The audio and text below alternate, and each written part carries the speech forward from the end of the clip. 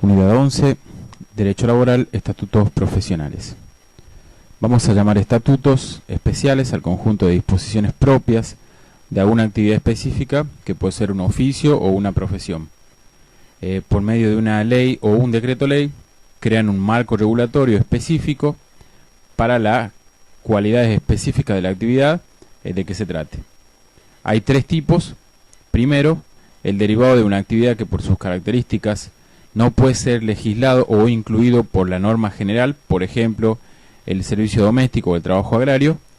En segundo lugar, los estatutos cuya normativa surgió como reacción a falencias de la ley en determinada época, pero que al día de hoy la misma norma general, que sería la ley de contrato de trabajo, la supera en eficiencia, por ejemplo, periodistas y viajantes. Y en tercer lugar, los estatutos que debieron ser convenios colectivos, pero por situaciones políticas atípicas alcanzaron la aprobación del Congreso, como es el caso de los peluqueros, los cuales no pueden incluirse en ninguna de las categorías anteriores. Generalmente surgieron como reacción a la falta de normas específicas y a la poca utilidad que en su época demostraba la ley general. Siempre han tenido el fin protectorio que caracteriza la ley laboral y ha sido soporte de la ley general. Muchos de estos han quedado superados hoy por las disposiciones de nuestra ley de contrato de trabajo. Específicamente vamos a hablar de algunos de los estatutos que están en el programa, empezando por el de viajantes de comercio. Este estatuto se aprueba en 1958 y aún sigue en vigencia. El viajante es un trabajador de importancia en una sociedad anticuada de los años 30 a los años 50. Allí no existían medios de comunicación masivos y la velocidad del presente, ni mucho menos las técnicas actuales del marketing. Tenía a su cargo el viajante una amplia cartera de clientes con los cuales efectuaba compraventas a nombre de una empresa. Con el avenimiento de las nuevas tecnologías y la ciencia del marketing, su papel ha pasado a un segundo plano, convirtiéndose en un empleado más, cuya regulación específica deviene obsoleta porque recae en la ley general, que es la de contrato de trabajo. El empleador llevaba en estos casos un libro de viajante, donde se asentarían las ventas que éste efectuaba, y que le daban derecho a una comisión, que era un salario, un pago especial, creándose una presunción en contra del empleador ante el caso de no llevarlo en debida forma o en el caso de no tenerlo. Además, las siguientes características son esenciales para este estatuto. Primero, comprende a los vendedores que trabajaban fuera de los locales y cobraban por ventas concretadas. Segundo, el viajante visitaba a los clientes y tomaba nota de los pedidos, los cuales entregaba posteriormente a la empresa. En tercer lugar, para cobrar su comisión requiere de una aprobación escrita de la operación de venta. Dicha operatoria tenía un plazo máximo de 30 días cuando operara fuera de plaza. Al cobrar la comisión se calculaba descontando el IVA, y ante casos de extinción del contrato de trabajo se abona el 25% de la indemnización. Trabajadores de la construcción. Su ley de aprobación y creación data del año 1967 y fue reformado en 1980. Entre las particularidades de esta actividad podemos citar que las obras de construcción representan periodos generalmente breves de trabajos o de obra. Asimismo, dentro de cada proyecto existen numerosas actividades o especialidades, por ejemplo, la excavación, la carpintería o la electricidad. Partiendo de esto, se ideó un marco normativo que establece que cada trabajador deberá contar con una libreta de fondo de desempleo en el que consta el depósito mensual, que es una contribución patronal, que lo protege cumpliendo el fin de una especie de indemnización por despido para los casos de finalización de obra de manera abrupta o por cumplirse la obra en su totalidad.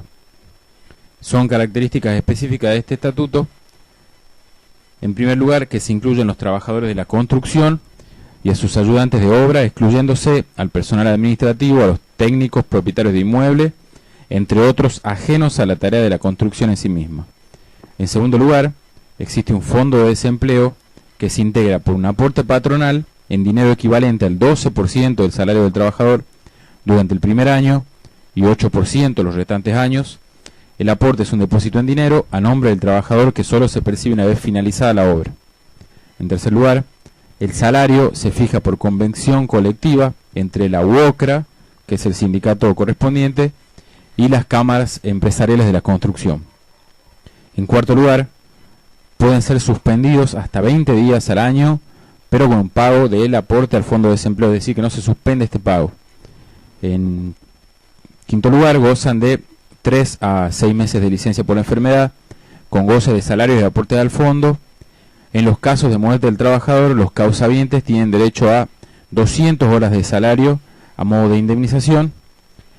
Y por último lugar, como característica específica, existe un órgano especial de aplicación que es el Registro Nacional de la Construcción. Pasemos a tratar de otro estatuto específico, que es el de servicio doméstico. El servicio doméstico es una de las actividades donde se registran mayores abusos de todo tipo y donde se registraron también en el pasado, quizás hoy no tanto por la nueva ley. Durante toda la primera mitad del siglo XX, con más crueldad aún que en la segunda mitad, y el siglo XXI en sus inicios. El primer antecedente normativo incluso tiene un carácter levemente protector para este tipo de trabajadores, que comúnmente eran mujeres pobres. En el año 2013 se sanciona la ley 26.844, que crea un régimen especial de contrato de trabajo para los trabajadores de esta actividad. Son sus características. A. Incluye a todos los empleados que presten labores en casas particulares o en el ámbito de la vida familiar, cualquiera sea la cantidad de horas diarias o semanales que se trabajen, y se van a subdividir en trabajadores con retiro, sin retiro y trabajadores para varios empleadores. B. Se aplicará a trabajadores de limpieza, mantenimiento, otras actividades del hogar, asistencia, acompañamiento y cuidado no terapéutico de personas enfermas o con discapacidad. C. El periodo de prueba se sobreentiende por 30 días para el personal sin retiro y 15 días para el personal con retiro. D. Establece un tope de jornada de 48 horas semanales y 8 diarias, la prohibición de contratar menores de 16 años, la limitación a 36 horas a la jornada de menores entre 16 a 18 años, el descanso hebdomadario, la obligación a cargo del empleador de abonar una RT. Punto E. Deben registrarse a través de un sistema simplificado en la página web de AFIP, para lo cual el empleador debe contar con una clave fiscal, desde donde incluso se generan los recibos de haberes, es decir, desde la aplicación de AFIP, contándose previamente con clave fiscal, se registra al trabajador, desde ahí se pueden hacer los pagos correspondientes mensuales, y además desde ahí mismo se imprime y se elabora la boleta o recibo de sueldo.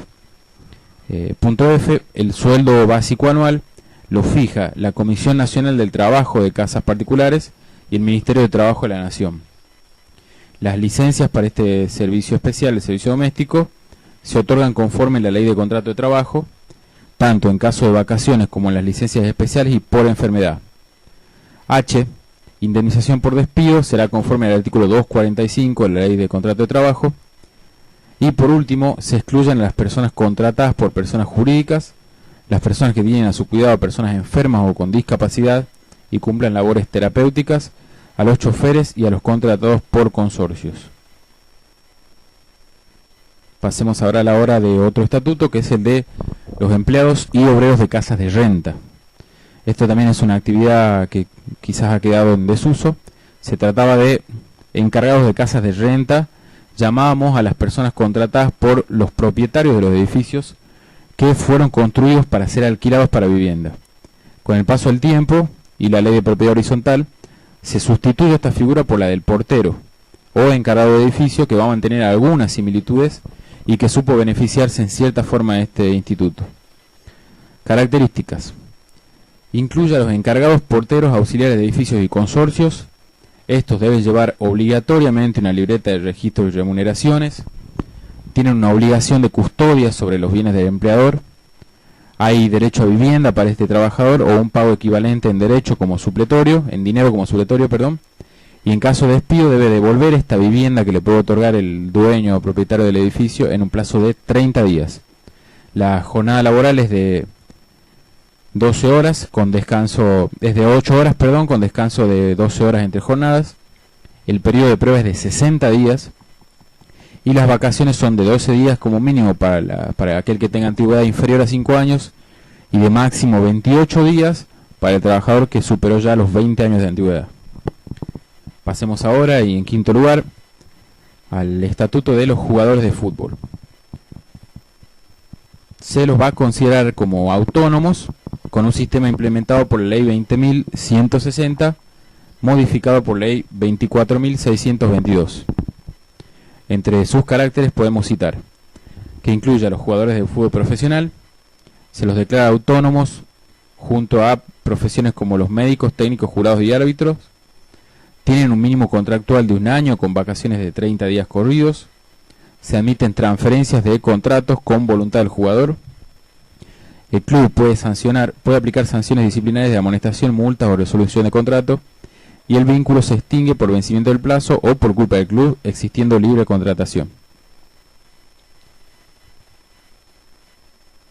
Por último, vamos a ejemplificar dentro de esta bolilla con el Estatuto de los Periodistas Profesionales. La creación de este estatuto tiene su base en una situación histórica e institucional muy particular, lo cual le da su carácter de remarcada protección. La Ley 12.908 fue sancionada en el año 1947 y aún sigue vigente.